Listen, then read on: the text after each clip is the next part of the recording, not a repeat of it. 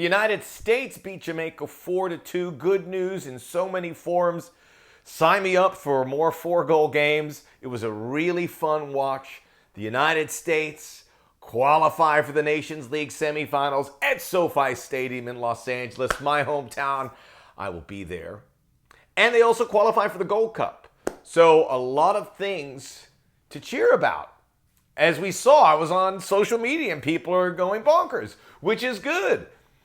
We got some publicity because Christian Pulisic, like so many other athletes, did the Trump dance. And look, this is a phenomenon, and if there's a chance to go viral, take it. Even though people may not see it politically too much. I don't want politics in the sports anyway. But it hasn't stopped U.S. soccer in the past. So you shouldn't, by any means, reprimand Christian Pulisic for doing it when others have and not been reprimanded. But we'll break it all in. We're not going to talk politics. Here on the Soccer OG, check out the Soccer OG podcast, where all podcasts are available. Like and subscribe us here. Hit that like button. Smash it. We won't get to see this group for a while in those Nations League semifinals there in March. But there's still a lot to break down. We'll look at this game. There is going to be Camp Cupcake, which is going to be a little different because it's Mauricio Pochettino's Camp Cupcake. And that is going to be January in South Florida. They are going to play January the 18th against Venezuela. Love the opponent. It's going to be North American-based players. They'll leave the European guys put. They got a lot of good work in 3 camps in September, October, November. And while we won't get to see them until March, when they will play the March 20th to 23rd is the Nations League semifinals, we're still waiting to see who will join them there. I'm recording this right after the game, so I don't know what Costa Rica, Panama. I hope Canada makes it through. They should. And I hope Mexico makes it, although Mexico 2 goals behind in the now infamous loss to Honduras, which Honduras has been punished in the game after someone threw a full can of a tall boy and hit Javier Aguirre, El Vasco, on the top of the head, busting him open. So bad scenes, but SoFi Stadium in LA, you want Mexico there. All due respect to my Catracho friends. I love Honduras. And they are up and coming. And as I've said in the past, we need CONCACAF to perform because it appears this is what we got. This is where we're at. We won't get games against European teams or good African teams or good South American teams. The Nations League is taking it over. So even if we didn't want to play the CONCACAF teams, everyone else is busy. So it is what it is. So any chance we can see Panama or Costa Rica or Honduras or Jamaica or Suriname get better, that's all we got. Thank goodness for Canada getting better. And we need Mexico to get better. So we're in it. This was certainly a story in St. Louis about Mauricio Pochettino and his vision for this game. And it's an exciting vision. Are there some red flags? Yes, there are. But we will, and again, I want to mention the CONCACAF situation because we got to be ready when we face real opponents because we are going to get hit in the face. And the next time we face real opponents will be at the Gold Cup. That field is being vetted as we speak. It's going to be good opponents, not great opponents. And then the World Cup. Hopefully some games in between there as well. So whatever we do here, we have to be leery of ratcheting it up when it matters most against much better competition. It's a tough spot to be in. It really is for Mauricio Pochettino in the United States, not having to qualify for anything. We don't know what that looks like. We might get to the World Cup like this, but we have a great coach. We have a great manager. We've got great assistant staff, everything. It is good. This was the starting 11 for the United States. The second leg against a very beaten up Jamaica team. I don't know if you heard that story about Mikel Antonio and Kaheem Dixon. They lost their passports, which I don't know how that happens. Just a disaster for Antonio, who never even got to leave London because he was suspended for the first game against the United States. So what a wash. I mean, Jamaica's like, well, I'm glad we naturalized you and whatever, yada, yada, yada. Not national, but dual national. And Jamaica's in bad shape, man. So Ricardo Pepi getting the start as you would expect. Yunus Musa on that right side flank, which means Tim Weah moves to the left as he returns from suspension. Christian Pulisic, Tanner Tessmann, Weston McKennie a little deeper, Anthony Robinson, Tim Ream, Mark McKenzie, Joe Scally, Matt Turner. So nothing really too surprising there. A starting 11, the key missing pieces now, Flo Balogun, Haji Wright, Josh Sargent, in no particular order, and Tyler Adams. Those are the big ones. Chris Richards was on this roster, and then, Aiden Morris was on, and he was left injured. So Chris Richards will put his hand up here, and defensively we have some things to work out. So we will look at that as we move forward. But the first half was the best half without question under the Pochettino era. And there were some interesting little tidbits listening to the broadcast. Melissa Ortiz did a report asking Pochettino why Tim Weah would play on the right. Musa on the left, Musa on the right is puzzling. We need Musa on the field, I agree. But that, I don't think, serves him best. There were some nice moments there. It was okay. But I'm not crazy about it. I don't think it's the right. I just think you're putting him there because it's where you want to go. But the big picture here is there was a lot of moving parts.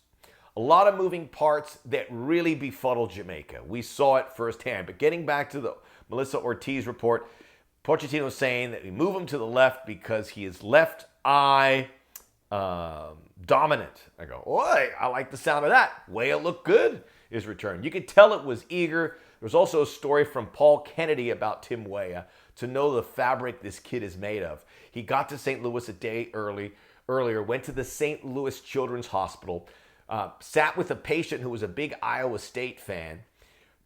Weah is from New York, and one of the New York Jets is Alan Lazard, who was an Iowa State receiver. He got him on the phone to talk to the patient. Isn't that something? You want to have good people in your program, and Tim Weah, salt of the earth, good person. First half was irresistible. It was just beautiful to watch. And, the Greg Berhalter, those who critique Greg Berhalter have a lot of ammunition because we've never saw that from Greg Berhalter. The interior passing was built up. Again, Greg Berhalter would build out on the flanks. It didn't work. But sometimes you build out on the flanks because they take away the middle, and good teams take away the middle. So, it worked against Jamaica. We saw this really interesting, and again, I didn't like it at first. Anthony Robinson moving very central, leaving that left side open for Weah and Pulisic, and dragging players around. And it worked on the Weah goal at the end. If you saw that goal, Robinson and Pulisic move to the center. It comes out to Musa. He hits it over to Weah, who is wide open. So the old adage, 6s and 7s, that's what that Jamaican back line or whole block looked like. Christian Pulisic, an amazing first goal.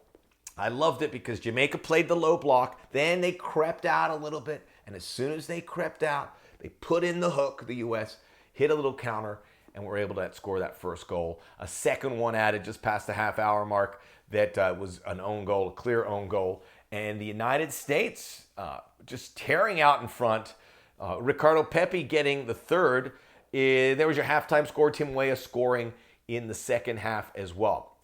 So the Anthony Robinson movement, you watch it and you're like, this is next level stuff.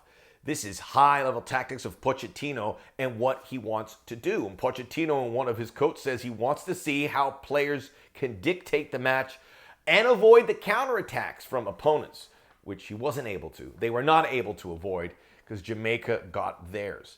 Positive things, Christian Pulisic is the bee's knees, we know that. Weston McKennie, who I thought was excellent in the game in Jamaica, very good here.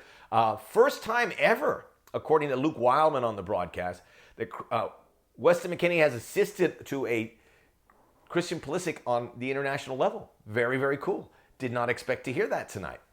So there was a post hit there. The U.S. could have put a bigger number. It could have been 5 or 6. That's fine. Brandon Vasquez late.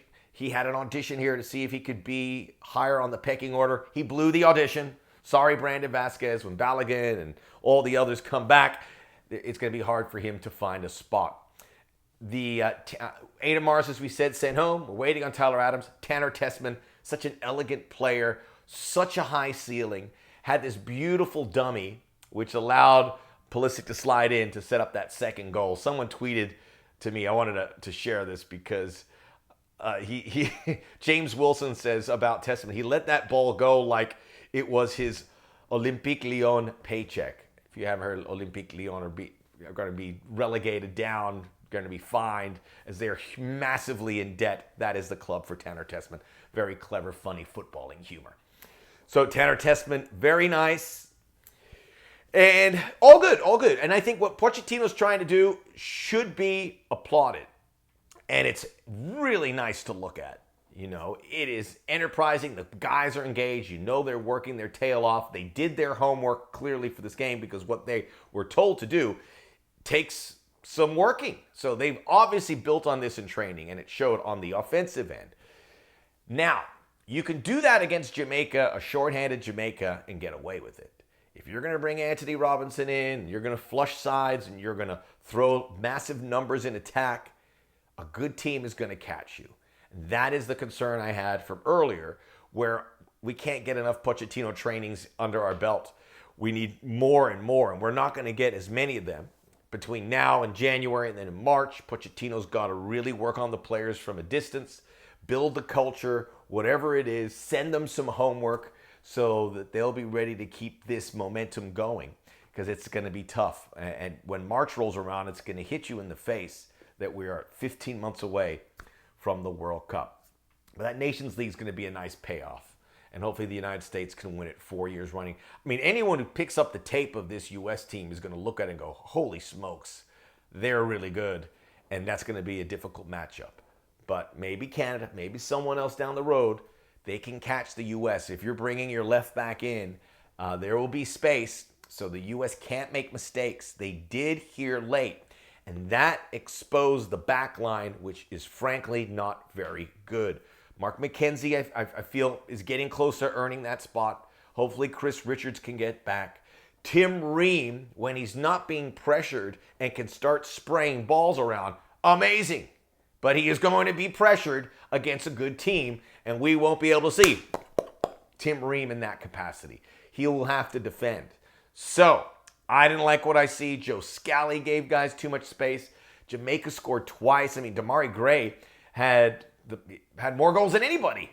And you're like, in the 70th minute, there's still a game here. We haven't closed this off. So, we got to take that with a grain of salt. Again, in Poch, I trust. But these avant-garde tactics and so forth are great, and you can get away with it against Jamaica, but what's it going to look like if you're playing Portugal or Morocco, an important game at the World Cup or what have you? It's a different story. So we will get there. This is, again, I don't want to rain on anyone's parade. This was awesome to watch. The U.S. did what they had to do. And coming in, I thought there could be some entanglements, certainly in Jamaica, in the first leg, preventing the U.S. from possibly making the Nations League semifinals. Will they make it there clean? They win both games. Great stuff.